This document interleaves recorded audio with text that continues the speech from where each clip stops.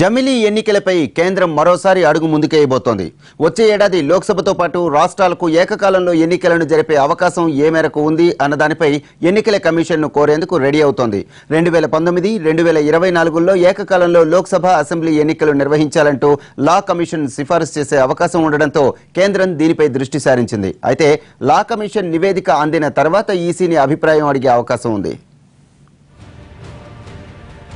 నీతి ఆయోగ్ కూడా ఏకకాల ఎన్నికలను సిఫారసు చేస్తూ ఈసీకి నివేదిక అందించింది. దీనిపై అభిప్రాయాలు తెలపాలని కూడా కోరింది.